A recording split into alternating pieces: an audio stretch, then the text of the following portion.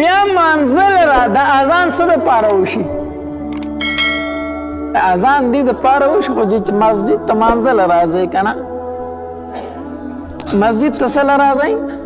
منزل راځئ دې دپاره اذان وشو که نه نو چې کله اذان وشو بیا به مسجد ته ځان تیاری چې اوس جماعت ته لاړ شي ځکه حدیث مبارک کې راځي چې کم انسان کور منځ کوي د عذر د وجې نه بغیر د عذر نه بغیر د عذر خو نبی علیه الصلاة والسلام فرمایلی وي دا زړه مې غواړي که نه دا کوم انسان چې په کور کې منځ کوي دا زړه مې غواړي چې څه ملګري ولېږم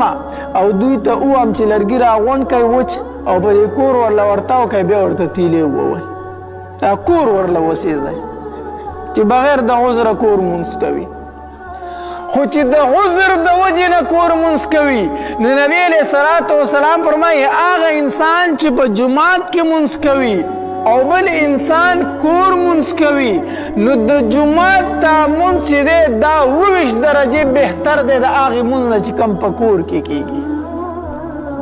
یو روایت کې 25 درجې راغلي بل روایت کې 20 درجې راغلي دا بیا بنا د په اخلاص باندې چې د چا په منځ کې څومره توجه وي د چا توجه زیاته وي نو هغه د 20 درجې چا هغه لږه کم وي نو هغه 25 درجې معنی دا ده چې کور د 20 پیرې مونځ وکړو او دکه مونځ د یو پیر په مسجد وکړو دواړو ثواب برابر دی 20 ورځې د کور مونځ وکړو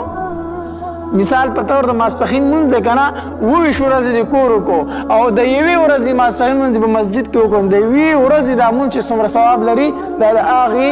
20 مونځونو نه زیات ثواب لري دومره زیات ثواب لري نو مونځ بغیر د عذره کور کول بیا جایز نه دی چې اذان دې واورېدو ښه چې مسجد ته رالې که نه مسجد ته رالې اذان وشو د اذان جواب دې ورکو په اذان پسې دې دعا وویله او دست یې تازه کو رالې مسجد ته چې مسجد ته رالې نو څه به کوې هغه ګیټ سره به کښېنې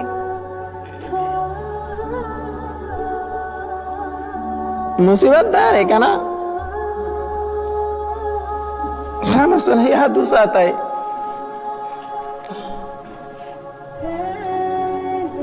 چې په امام پسې به کم خلک ودرېږي مونږ دا مشران وایو تاسو په امام پسې ودرېږئ ولې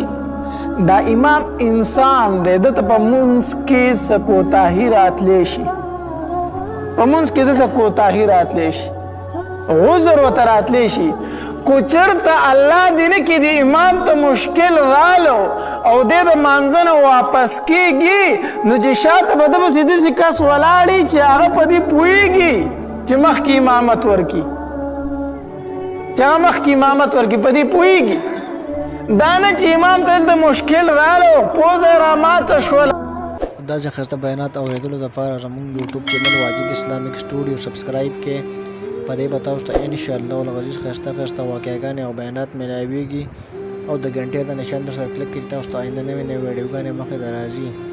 او د خپلو ملګرو سره لازم د ثواب په نیت باندې شریکه کړئ او په کمنټ کې ماشاءالله سبحان الله لازم ولیکئ ډېره ډېره مننه والسلام